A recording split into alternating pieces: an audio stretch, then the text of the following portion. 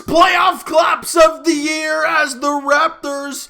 It wasn't pretty at some points, but they come away with the 24-point victory, 134-110 over the Brooklyn Nets and take a 1-0 series lead. And there is lots you can dissect from a game like this. First off, well, you scored 134. So the offense was guns ablaze and they were great. Raptors were up by 33 at one point. That was their biggest lead in the game, was 33 points.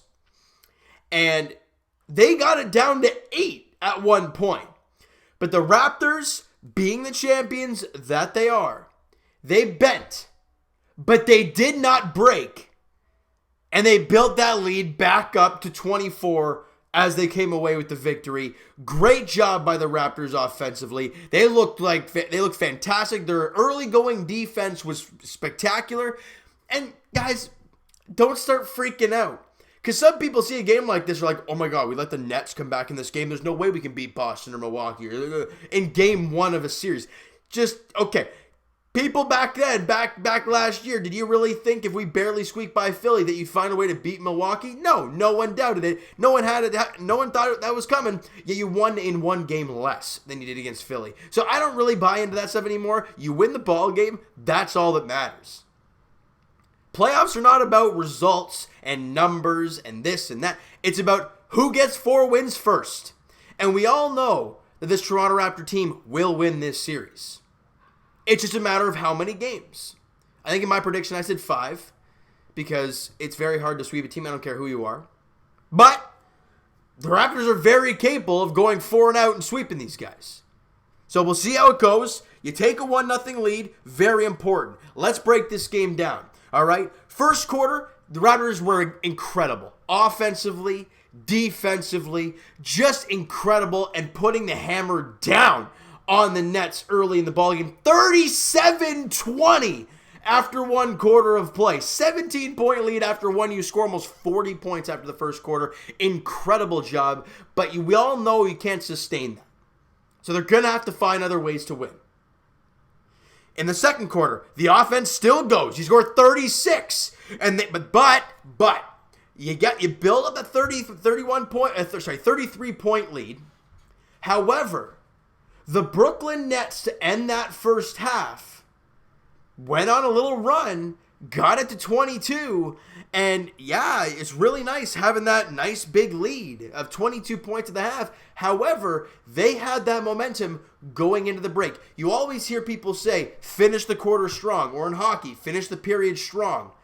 Because you give any team momentum that carries over, they could really hurt you. And you look at the way the Brooklyn Nets came out in that third quarter. They played extremely hard. Raptors didn't make shots. They were making us defend. There were a lot of switches, a lot of big-time buckets they were making. They won that third quarter 35-22, a plus 13 quarter, and your 22-point lead's gone. You're only up by 9 after 3 quarters of play. Now, like I said, in the fourth, all they could get it down to was 8. And then the Raptors counterpunched and just made it happen. 2 big plays happened in this game in the fourth quarter. Was Jared Allen throwing it down over Serge. I mean, ooh, that was dirty. But then not too long after that, you see OG come down with the rebound, a little spin move, and then he throws it down over, I think it was Luau Cabarro, and gets the and one. And it just kind of propelled the Raptors from there. They were already pretty good ahead at that point, but that was just kind of the nail in the coffin, right? It just really hurt them at that point. And like I said, you built up that lead. Raptors destroyed the Nets in the fourth quarter, 39-24. They make their shots. They made a lot of big-time buckets to pull ahead there in the fourth. And that's what I'm talking about, guys. It's not about who makes the biggest run. It's when you make a big run that is the key to winning basketball games, or really any sport. The Raptors made that big run in the first half. That's great, but you knew the Nets were going to counter at some point. It was just a matter of how the Raptors were going to counter that. And it took them a little bit. It took them to get into the fourth quarter, but the Raptors landed the final blow to build it up to 24 again and put them away. It's the last punch. You know, you had the last punch, and that was really the end. That was the end all and be all there. You did a really good job there just countering that. Great job by the Raptors and Fred VanVleet. Look, we know playoff Freddie's freakish. We saw him last year, but game 1 of the NBA playoffs, holy smokes, Fred VanVleet was on fire. 30 points, couple boards, 11 dimes. He had 2 steals and a block, and get this, he made a playoff career high, I think it was, 8 threes. He was 8 of 10. Is that Milwaukee over there? I don't know. It was in Brooklyn. I can't tell. Fred VanVleet was amazing, and his numbers against Brooklyn this year, he was averaging like 26 a night in the games that he played. So he likes playing Brooklyn, and you saw it today yet again. Fred VanVleet, unbelievable in this game. There was a lot of players that did a lot of great things for this team. And like I said, they big-time fourth quarter, leading to the 134-110 victory over Brooklyn to take the 1-0 series lead. Let's get to some numbers here real quick. Both teams shoot 47% from the field. Raptors shot 7 less shots. All right, where are we here? From 3, this is where the Raptors killed them. They only shot 31% from beyond the arc, 13 for 42. The Raptors made 50% of their threes. 22 threes made. 22. You take away Fred's 8, you still had 14. This team was on fire shooting from beyond the arc today. 22 for 44. Great job by the Raptors there. They shot 69% from the free throw line. Raptors shot 97% from the free throw line. 32 for 33, made a lot more free throw attempts. But you look at the Raptors, you look at big guys that made a huge impact today. Pascal Siakam loves to drive. Fred VanVleet and Kyle Lowry love to drive. Look at Serge Ibaka. Where does he usually live? In the paint. Where do you get your fouls? In the paint, usually. Right? You saw a lot of that kind of stuff today. That's why the Raptors' numbers were way up. And you saw it happen today. Great job by the Raptors at the line. He missed 1 free throw out of 33 attempts. That's incredible. All right. Rebounding, 47-45 in favor of Toronto. 9-9 in offensive boards. We only had 26 assists. They had 33 dimes. They were moving the ball quite well in this one. And for 4 steals apiece, 6 blocks to their 2. Raptors, get this, 11 turnovers. We talked about it in the bubble play, that the turnovers, the 26 turnovers, and all those crazy numbers that we saw during the bubble, they would not happen come playoff time, because we know what this team can do come playoff time. And you saw it today, 11 turnovers in this ball game for Toronto. Not very many. They only had 14, so I wouldn't even say that was a huge number. The Raptors really contained the basketball very well in this one. Points in the paint, they won that one 44-28. And that's interesting because we won the free throw category quite a bit, so that's an interesting category there. Second chance points, 15-8 in favor of Toronto. Obviously, offensive boards were 9-9 apiece, so we actually capitalized on our plays.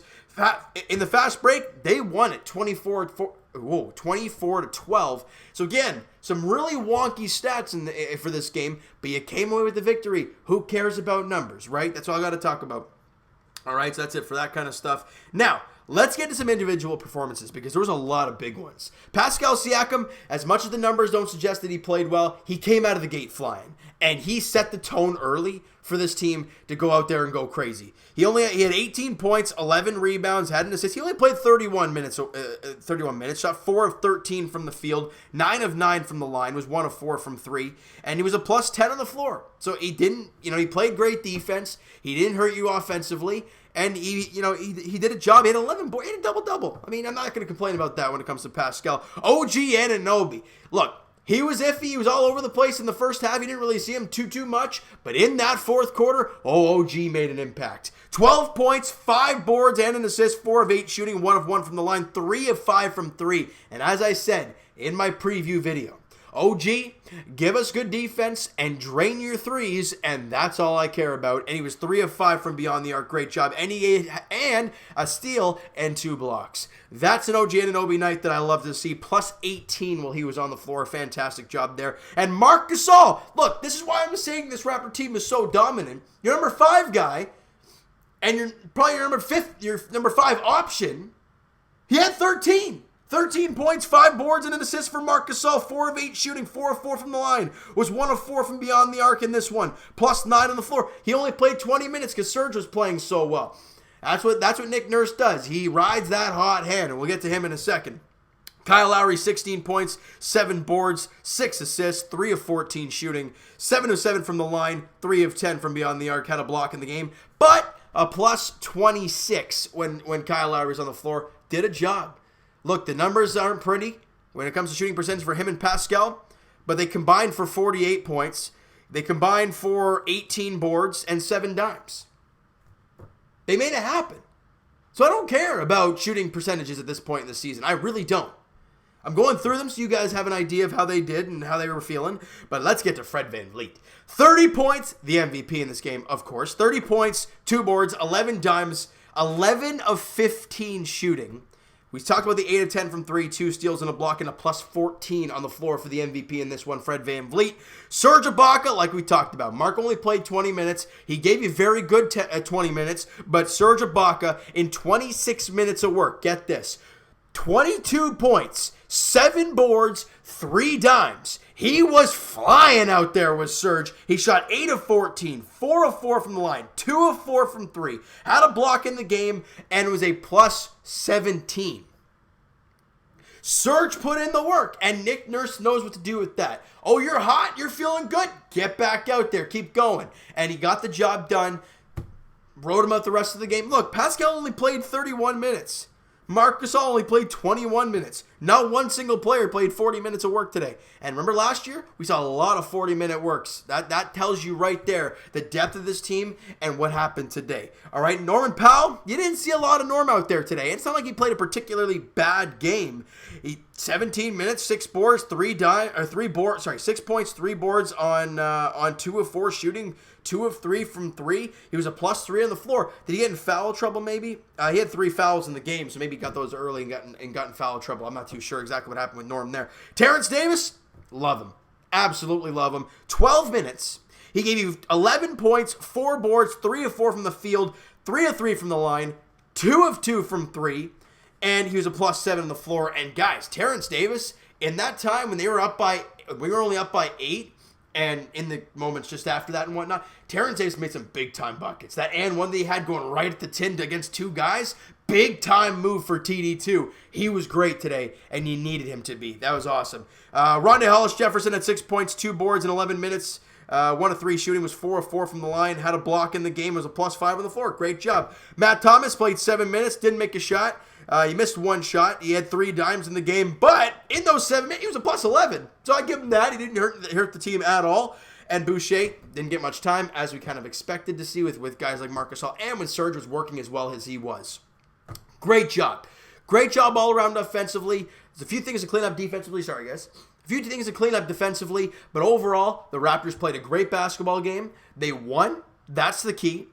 And guys, we know Nick Nurse is going to go into this next game and not look the same coming into game 2. You know that. If you didn't know that, shame on you. Nick's got a bunch of things up his sleeve. He saw what the Nets did today, and he's like, okay, all right. We're going to try a bunch of these things in game 2. He probably already has them in his mind what he's going to do. And that's why Nick Nurse is so damn good, because the players buy into that and they go out there and they execute. That's the important thing. Speaking of game 2 is on Wednesday at 1:30 p.m. as the Raptors look to take a 2-0 series lead and put even more pressure on the Brooklyn Nets. I understand we're all thinking sweep in 5 games. You cannot take any team lightly. You take one game at a time. I don't care what the Nets look like. I don't care about Kyrie. I don't care about Durant. We're facing these guys. You do a job. And they did tonight, this evening. Great job. Let's keep going. Game 2, like I said, 1:30. Looking for that 2-0 series later. All right, so you know what, guys? That is going to do it for this one. If you enjoyed the video and enjoyed the game there this afternoon, smack the like button. Do appreciate that. Hit the subscribe button if you guys have not already. Comment down below your thoughts on the game. Your MVP. If you don't think it's going to be Fred, maybe give it to a guy like Serge. I don't know. What is your take, guys? Let me know in the comments below who your MVP was and why, and what you thought was about the game, the video. Let me know everything, guys. Go crazy down in the comments section.